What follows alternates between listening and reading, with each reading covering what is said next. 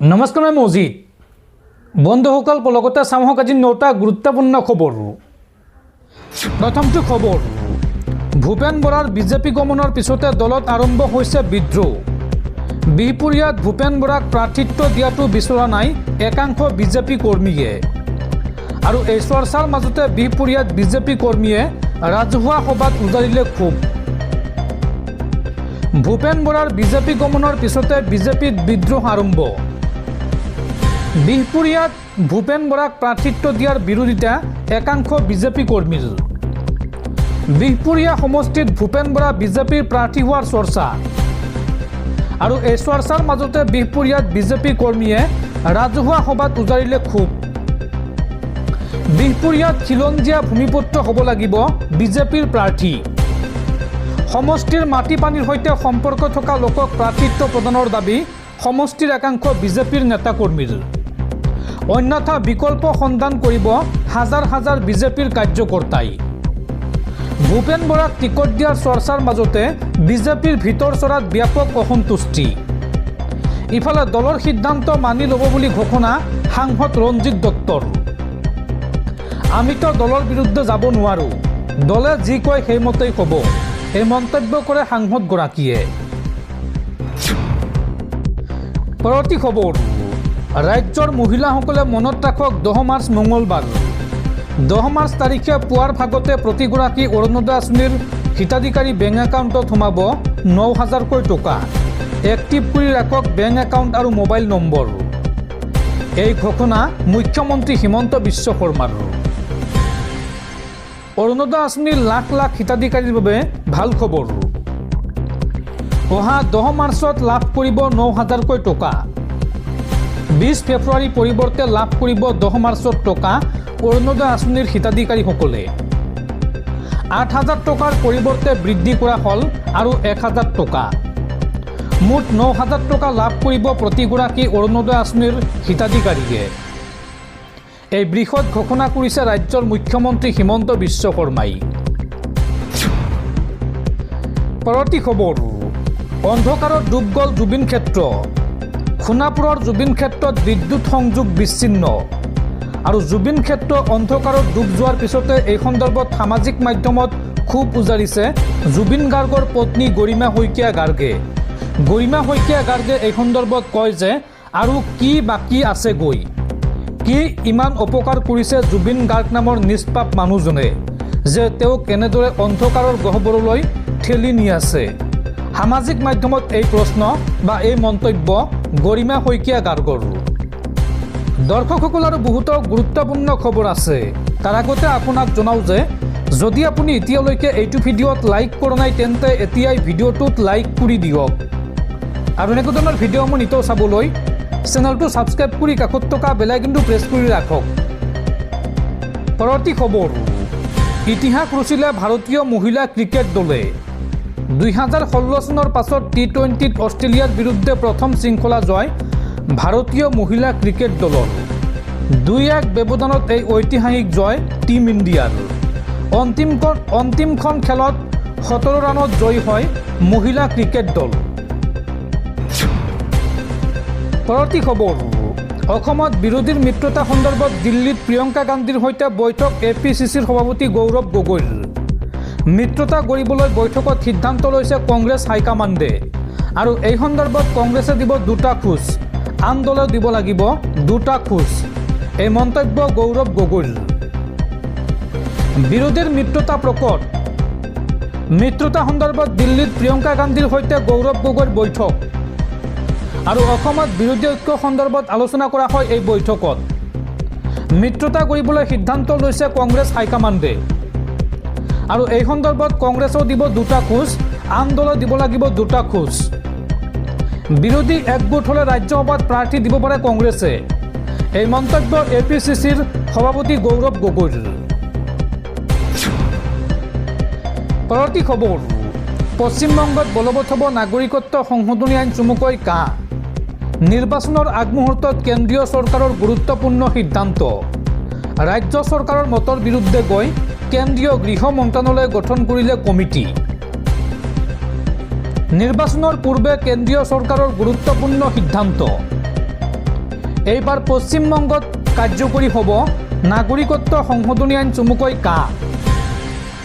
ৰাজ্য চৰকাৰৰ মতৰ বিৰুদ্ধে গৈ কেন্দ্ৰীয় গৃহ মন্ত্ৰালয়ে গঠন কৰিলে কমিটি আৰু কমিটিখনত থাকিব দুজন আমন্ত্ৰিত অতিথি। নৱগঠিত কমিটিখনে আবেদনকাৰী নথিপত্ৰ পৰীক্ষা কৰি নাগৰিকত্ব প্ৰদানৰ সিদ্ধান্ত ল'ব। এই নিৰ্দেশনা বা এই গুৰুত্বপূৰ্ণ ঘোষণা কৰিছে কেন্দ্ৰীয় চৰকাৰে। উল্লেখযোগ্য যে পশ্চিমবংগৰ মমতা বেনাৰ্জী নেতৃত্বাধীন চৰকাৰখনে ৰাজ্যখনত কা বলবৎ হ'বলৈ নিদিয়ে বুলি ইতিমধ্যে আনুষ্ঠানিকভাৱে ঘোষণা কৰি থৈছে আৰু ইয়াৰ পিছতো নিৰ্বাচনৰ পূৰ্বে ৰাজ্য চৰকাৰৰ মতৰ বিৰুদ্ধে গৈ কেন্দ্ৰীয় চৰকাৰে এই গুৰুত্বপূৰ্ণ সিদ্ধান্ত গ্ৰহণ কৰিছে। পৰৱৰ্তী খবৰ, জুবিন গাৰ্গৰ ন্যায়ৰ বাবে এইবাৰ ৰাজপথত নামিব অসম জাতীয় পৰিষদ। ২৭ ফেব্ৰুৱাৰীত ৰূপায়ণ কৰিব সত্যাগ্ৰহ কাৰ্যসূচী। সংবাদমেলযোগে এই ঘোষণা অসম জাতীয় পৰিষদৰ সভাপতি লুৰিণজ্যোতি গগৈৰ। প্ৰাণৰ শিল্পীৰ ৰহস্যজনক মৃত্যুৰ ৫ মাহ অতিক্ৰম কৰাৰ পিছতো কিয় ফাষ্ট ট্ৰেক আদালত গঠন নহ'ল বুলি প্ৰশ্ন লুৰিণজ্যোতি গগৈৰ। পৰৱৰ্তী খবৰ, দেশৰ জনতাৰ ওপৰত অত্যাধিক কৰৰ বোজা জাপি দিয়াক লৈ এইবাৰ গৰজি উঠিছে উচ্চতম ন্যায়ালয়ৰ জ্যেষ্ঠ অধিবক্তা অশ্বিনী উপাধ্যায়। উপাধ্যায়ে এই সন্দৰ্ভত কয় যে যেতিয়া গাড়ী কিনাৰ সময়ত এবাৰ ৰোড টেক্স লোৱা হয় তেন্তে টোল টেক্স কিয়, আৰু যদি টোল টেক্স ল'বই লাগে তেন্তে ৰোড টেক্স কিয়? যদি উপাৰ্জনৰ ওপৰত এবাৰ টেক্স লোৱা হয় তেন্তে খৰচৰ ওপৰত টেক্স কিয়, GST কিয়? আৰু যদি খৰচৰ ওপৰত টেক্স ল'বই লাগে তেন্তে উপাৰ্জনৰ ওপৰত টেক্স কিয়? এই প্ৰশ্ন উচ্চতম ন্যায়ালয়ৰ জ্যেষ্ঠ অধিবক্তা অশ্বিনী উপাধ্যায়ৰ। পৰৱৰ্তী খবৰ, ৰাজীৱ ভৱনৰ সন্মুখত বিজেপি কংগ্ৰেছৰ তীব্ৰ সংঘাত। প্ৰতিবাদৰ উত্তৰ দিবলৈ আহি আৰক্ষীৰ লাঠিৰ কোব খালে কংগ্ৰেছ কৰ্মীয়ে। গুৱাহাটীৰ ৰাজীৱ ভৱনৰ সন্মুখত শনিবাৰে বিজেপি আৰু কংগ্ৰেছ কৰ্মীৰ মাজত এক উত্তপ্ত পৰিস্থিতিৰ সৃষ্টি হয়। দিল্লীত অনুষ্ঠিত AI সন্মিলনত যুৱ কংগ্ৰেছে কৰা প্ৰতিবাদৰ বিৰোধিতা কৰি প্ৰায় ২ শতাধিক বিজেপি আৰু অসম গণ পৰিষদৰ সমৰ্থকে হাতে হাতে দলীয় পতাকা আৰু ৰাহুল গান্ধীৰ বেনাৰ লৈ ৰাজীৱ ভৱনৰ সন্মুখত প্ৰতিবাদ সাব্যস্ত কৰে। প্ৰতিবাদকাৰীসকলে কংগ্ৰেছ মুৰ্দাবাদ শ্লোগান দিয়াৰ লগতে ৰাহুল গান্ধী আৰু গৌৰৱ গগৈৰ জুমুঠি দাহ কৰে। আনকি কংগ্ৰেছৰ নিৰ্বাচনী প্ৰচাৰ চলোৱা বাহনতো একাংশ প্ৰতিবাদকাৰীয়ে কলা ৰং সানি পৰিস্থিতি অধিক উত্তপ্ত কৰি তোলে। যুৱ মৰ্চাৰ এজন নেতাই অভিযোগ কৰে যে সমগ্ৰ বিশ্বৰ প্ৰতিনিধি উপস্থিত থকা AI সন্মিলনৰ সময়ত যুৱ কংগ্ৰেছে দেশক লজ্জানত কৰিছে। তেওঁলোকৰ মতে ৰাহুল গান্ধী আৰু গৌৰৱ গগৈৰ চিন্তাধাৰা দেশৰ সাৰ্বভৌমত্বৰ পৰিপন্থী। বিজেপিৰ এই প্ৰতিবাদৰ প্ৰত্যুত্তৰ দিবলৈ ৰাজীৱ ভৱনৰ পৰা শতাধিক কংগ্ৰেছ কৰ্মী ওলাই আহে আৰু পৰিৱেশ অধিক উত্তেজনাপূৰ্ণ হৈ পৰে। কংগ্ৰেছ কৰ্মীসকলে বিজেপিৰ বিৰুদ্ধে মাটি চোৰ আৰু গৰু চোৰ বুলি শ্লোগান দিয়াৰ লগতে প্ৰধানমন্ত্ৰী নৰেন্দ্ৰ মোদী, কেন্দ্ৰীয় গৃহমন্ত্ৰী অমিত শ্বাহ আৰু মুখ্যমন্ত্ৰী হিমন্ত বিশ্ব শৰ্মাৰ পোষ্টাৰ দাহ কৰি প্ৰতিবাদ সাব্যস্ত কৰে। এই প্ৰতিবাদক কেন্দ্ৰ কৰিয়েই আৰক্ষীৰ সৈতে কংগ্ৰেছ কৰ্মীৰ টনা আজোৰা আৰম্ভ হয়। কংগ্ৰেছ কৰ্মীসকলৰ অভিযোগ যে আৰক্ষীয়ে পক্ষপাতিত্বমূলক আচৰণ কৰি বিজেপি কৰ্মীক বাধা দিয়াৰ পৰিৱৰ্তে তেওঁলোককহে আক্ৰোশমূলকভাৱে বাধা দিছে। এই প্ৰতিবাদৰ মাজতে আৰক্ষীয়ে কংগ্ৰেছ কৰ্মীৰ ওপৰত লাঠিচালনা কৰাৰ লগতে চৰ মৰা বুলি গুৰুতৰ অভিযোগ উত্থাপিত হৈছে।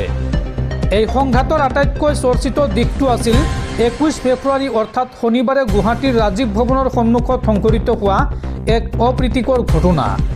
কংগ্ৰেছৰ জ্যেষ্ঠ মুখপাত্ৰ ৰাতুল কলিতাক দিছপুৰৰ DCP মৃণাল ডেকাই চৰ মৰা বুলি জানিব পৰা গৈছে। AI সন্মিলনৰ বিৰোধিতাৰ প্ৰতিক্ৰিয়া স্বৰূপে বিজেপিৰ প্ৰতিবাদ চলি থকাৰ সময়তে আৰক্ষীৰ এই কাৰ্যই কংগ্ৰেছ কৰ্মীসকলৰ মাজত তীব্ৰ ক্ষোভৰ সৃষ্টি কৰিছে। দিনটোৰ এই ঘটনাই সমগ্ৰ গুৱাহাটীৰ ৰাজীৱ ভৱন এলেকাত এক প্ৰকাৰৰ যুদ্ধসদৃশ পৰিৱেশৰ সৃষ্টি কৰে আৰু দুয়োপক্ষৰ মাজত হোৱা এই কাজিয়াই ৰাজনৈতিক মহলত জোকাৰণি তুলিছে। পৰৱৰ্তী খবৰ, অসমীয়া ছবি জগতলৈ সুখবৰ। প্ৰথমবাৰৰ বাবে অসমত মুকলি হ'ল ভেনিটি ভেন জয়মতী। অসমীয়া ছবি জগতলৈ সুখবৰ। অসমীয়া ছবি জগতৰ অভিনেতা অভিনেত্ৰী আৰু কলা কুশলীসকলৰ বাবে আহিছে ভাল খবৰ। ছবি জগতৰ অভিনেতা অভিনেত্ৰীসকলৰ সুবিধাৰ্থে অসম ৰাজ্যিক চলচ্চিত্ৰ বিত্ত আৰু উন্নয়ন নিগমে অসমলৈ আনিছে এখন বিশেষ ভেনিটি ভেন, যাৰ নাম জয়মতী। এই বিশেষ ভেনিটি ভেনখনত আছে বহু সুবিধা। উল্লেখযোগ্য যে এই অত্যাধুনিক ভেনিটি ভেনখনৰ ভিতৰত আছে 3টাকৈ পৃথক পৃথক কোঠা। প্ৰতিটো কোঠাৰ লগতে আছে এটাকৈ সংলগ্ন বাথৰুম। এক কথাত ক'বলৈ গ'লে VIP কোঠা এটাত থকা সকলোবোৰ সুবিধা এই বিশেষ ভেনিটি ভেনখনত আছে।